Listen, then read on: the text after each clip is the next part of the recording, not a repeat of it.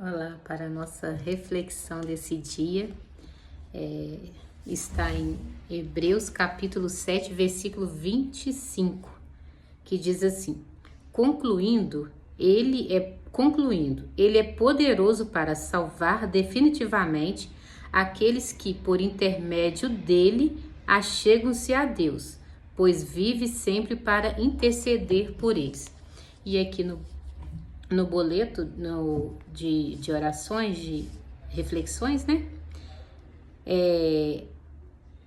Cristo é sacerdote, pois vive sempre para interceder por eles. Cristo é o nosso sumo sacerdote, que ofereceu a si mesmo como sacrifício pelos nossos pecados. Ele não apenas representou o povo diante de Deus, ele carregou a culpa em nosso lugar.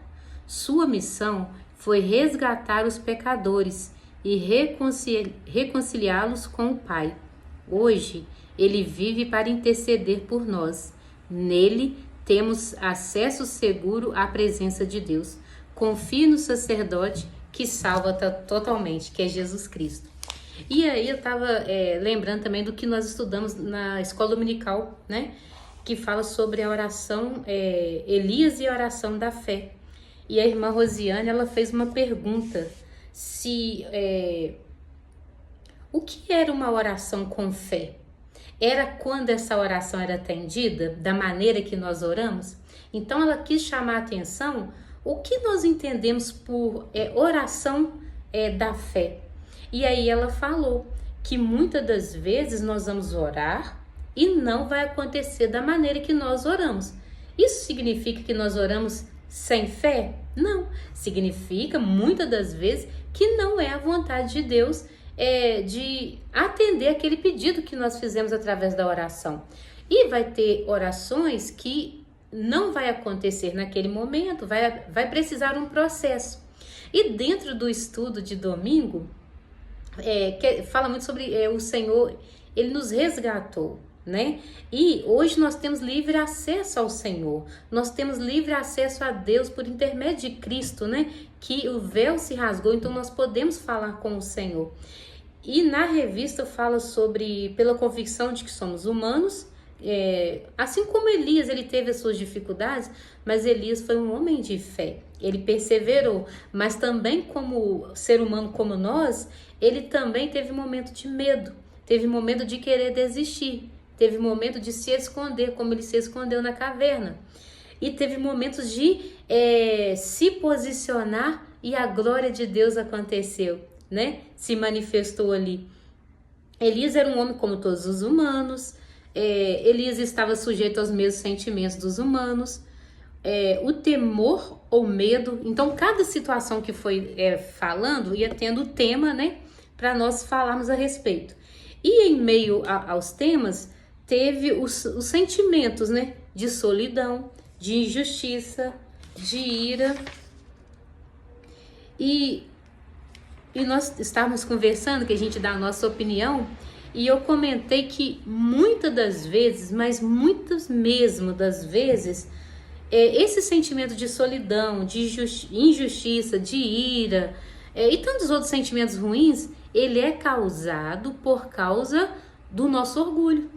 O nosso orgulho, o nosso eu, ele é assim, a gente pensa que a gente não pode ser magoado, a gente pensa que alguém quando fala uma verdade pra gente, de primeiro momento, a gente não vê aquilo como uma verdade, a gente vê, na verdade, uma afronta à nossa pessoa. Muitas das vezes a solidão que nós estamos sentindo é uma solidão pautada no nosso orgulho, tipo, as pessoas viraram as costas para mim? Não, as pessoas têm afazeres, as pessoas têm coisas para cuidar da própria vida delas e não tem que estar voltada para nós. Esse sentimento de injustiça, né? Ah, mas fulano foi tão injusto comigo, eu não merecia. E nós? Será que nós paramos para pensar o quanto nós somos injustos com o outro? Né? Enquanto nós estamos fazendo as nossas coisas, tem alguém também sentindo solidão, né? De não ter a nossa presença. Eu falo muito pelo Arthur, meu menino de 6 anos. Às vezes eu estou fazendo alguma coisa e falo, mãe, chega aqui. Eu falo, tem que falar por favor. Mas tem uma fala, eu não posso ir agora. Ele fala, mas a senhora não quer me dar atenção e tal? E eu vejo que às vezes eu estou fazendo algo para o bem de toda a casa e eu não quero parar de fazer para ir lá dar atenção a ele. E ele acha que eu não estou dando atenção. E isso é um orgulho, é o orgulho de por que não está atendendo o meu pedido? E não é só de uma criança. Às vezes nós adultos também temos esse sentimento. Mas por que fulano fez o que eu pedi? Por que fulano não agiu de tal maneira, da maneira que eu esperava que ele agisse ou que ela agisse? Por que eu pedi meu filho para fazer tal coisa e ele não fez? Você já parou a pensar que a vontade dele é outra? E muitas das vezes o que nós fazemos, né? É para manter o ambiente de paz, mas às vezes a gente faz coisas que a gente não quer fazer e por isso às vezes a demora, mas não, porque foi contra aquilo que eu estava esperando, eu vou ter sentimentos. Isso parte do nosso orgulho. E falando sobre essa oração da fé, muitas das vezes a nossa oração ela não vai ser atendida. E houve uma pergunta também se Deus muda, porque eu vou orar persistente, eu vou mudar a opinião de Deus. Não, a gente não muda a opinião de Deus. E outra coisa que foi falado também é, quanto mais nós aproximamos do Senhor em oração, não é Deus quem muda, nós mudamos. Porque muitas das vezes o que nós estamos pedindo ao Senhor é uma oração baseada no orgulho. Ah, Senhor, muda meu marido, transforma meu filho. E na medida que nós deixamos um pouquinho de lado esse muda meu marido, muda meu filho, e começamos a entender qual é a função de cada um, qual é a minha função, e os nossos olhos deixam de olhar para o outro, muda o outro, Senhor, e a gente começa a falar com o Senhor, transforma a minha vida. E a gente começa a ver que o nosso enjoamento, que as nossas exigências, ou aquilo que a gente acha que alguém está fazendo mal a nós, aí nós temos os olhos abertos, temos entendimento de que muitas das vezes uma reação do outro foi causada por causa de uma ação nossa, uma atitude nossa errada, né? E então não é Deus que muda algo sobre nós, é nós que mudamos o comportamento. Isso acontece muito na família, no ambiente de trabalho. Pois uma pessoa que trabalha numa empresa grande, que o funcionário tal fica implicando comigo e que não sei o que. Às vezes você não perde a oportunidade de afrontá-lo, de diminuí-lo ou diminuí-la no trabalho. Às vezes você não perde a oportunidade de desvalorizar aquilo que ele fez ou que ela fez. E como é que você quer que essa pessoa te trata bem? Ou você a todo momento entra na conversa das outras pessoas? As pessoas vão fugir de você, vão fugir de mim se eu for assim. Então, às vezes, nós queremos que o outro muda, mas nós não paramos para avaliar qual tem sido o nosso comportamento. E a partir do momento que nós oramos ao Senhor, nós aproximamos. E a palavra do Senhor diz que Ele é a luz, né? E quando nós aproximamos dessa luz, as trevas se dissipam. E onde não há trevas, nós conseguimos enxergar corretamente. E aí nós enxergamos os nossos defeitos e a gente passa a orar diferente. Senhor, me ajude a ser melhor. Me ajude a ser melhor. E aquele comportamento que nós tínhamos, nós deixamos de ter. Então não é que Deus mudou o comportamento ou o pensamento dele, não. Ele trabalhou em nós para que nós mudássemos a nossa oração ou mudássemos o nosso comportamento. Então, de repente, a mulher que está pedindo para Deus mudar o marido, o Senhor quer trabalhar no coração dessa mulher para alcançar esse marido, quer transformá-la primeiro. Ou um marido que está pedindo ao Senhor para transformar a esposa, às vezes o Senhor precisa que ele entenda, esse marido, que ele tem que ser transformado primeiro, para que essa bênção chegue até a esposa. Então percebe que a oração da fé não é eu orei e aconteceu, então foi oração de fé. Se eu orar e não acontecer, eu não orei com tanta fé assim, não. Senhor, é porque não é o tempo? Ou começar o que eu pedi para o Senhor e avaliar como tem sido o meu comportamento, porque o nosso comportamento vai dizer muito se essa oração vai ser atendida, porque o Senhor, Ele não vai contra a palavra dele para atender uma oração nossa, não vai. Então, a nossa oração, primeiro passo, a nossa oração, ela precisa estar pautada no que a Bíblia diz, já começa por aí. Então, quando nós formos orar, nós precisamos pedir ao Senhor que o Espírito Santo nos direcione na oração, porque a nossa oração tem que estar em comunhão, ou não é em comunhão exatamente, em conformidade, essa palavra, com o que a Escritura diz. Quando a nossa oração está de acordo com o que a Bíblia diz, pode ser que vai acontecer naquele momento, pode ser que vai demorar, ou se a nossa oração está de acordo com o que a Bíblia diz, mas o nosso comportamento não está, não vai acontecer, porque o Senhor, Ele não vai nos abençoar, o Senhor, Ele já nos abençoou. A diferença é que há um processo na nossa vida, há uma caminhada, e nesta caminhada nós vamos aprendendo na palavra do Senhor como se portar. E através deste comportamento nosso é que nós vamos tendo as bênçãos do Senhor. Por exemplo, vamos trazer para nosso dia a dia. Eu quero comprar algo. Esse algo tem qual valor? Quanto tempo eu vou precisar juntar um dinheiro para comprar? Quanto mais caro, mais tempo vai demorar.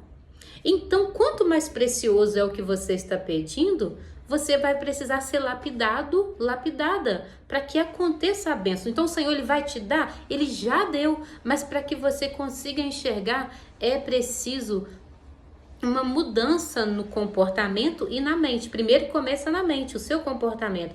Aproximando mais da palavra, aproximando mais da oração, o Senhor, Ele te dá entendimento através da palavra. E com este entendimento, você vai mudando o comportamento, onde você consegue enxergar onde você precisa ser melhor.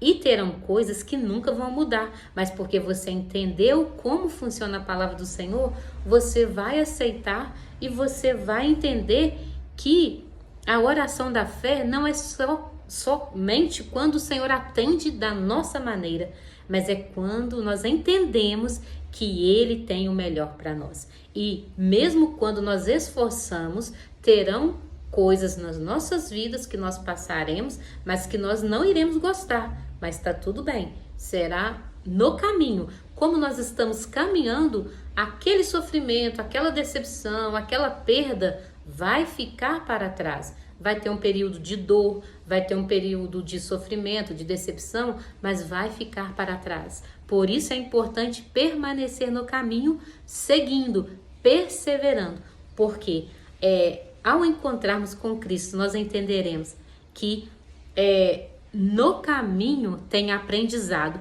mas no caminho tem feridas, no caminho tem dificuldades, mas no caminho tem vitórias. Nós podemos olhar para Cristo, para o sacerdote, né? Confia no sacerdote que salva totalmente. Então, Jesus, Ele não salva mais ou menos, Ele salva por completo e é uma única vez. Ele não precisa morrer novamente, Ele não precisa de fazer mais nada, Ele já morreu. E Ele ressuscitou, e Ele morreu para nos dar a salvação. Então, Ele já fez isso. Nós precisamos crer que Ele já levou a culpa sobre Ele. Resta para nós obedecê-lo, andar com Deus, fazer a vontade de Deus. E assim como Elias teve um momento de desânimo, aquela afronta daquela mulher da Jezabel, teve aquela afronta e ele foi para a caverna, mas Deus falou, fica aí meu filho, tá tranquilo. Não, Elias, sai, come o pão, toma a água e continua caminhando. O Senhor tem alimento para nós, para matar a nossa fome, tem água para matar a nossa sede, para que nós possamos continuar caminhando, porque nós temos um sacerdote, Jesus Cristo. Ele já morreu por nós e nós precisamos confiar que Ele nos salvou totalmente. E assim como Elias, que ele continuou. Nós temos um tempo aqui, somente o Senhor sabe. E enquanto nós estivermos aqui, nós temos uma missão. E essa missão, o Senhor espera que nós a cumpramos, que nós possamos cumprir com excelência, em obediência e principalmente com alegria no coração. Não porque a gente vai estar sofrendo, mas com alegria ao lembrar de que Jesus também passou por aflições. Jesus foi humilhado sem ter feito nada, mas Ele aceitou por amor a você e a mim. Olha que coisa mais linda. Então, quando você sentir que está sendo prejudicado por causa do orgulho, né? Lembre de que Jesus, Ele não tinha motivos para ser humilhado, mas Ele foi. Ele não tinha motivos para ser crucificado, mas Ele foi. Sabe por quê? Por amor a nós. Então, quando nós formos fazer alguma coisa para o reino, ou seja o que nós formos fazer, que nós possamos fazer como para o Senhor. fazer com excelência. Que o Senhor nos abençoe, que possamos permanecer e lembrar que Cristo é o nosso sacerdote. Ele salva totalmente. Que o Senhor te abençoe.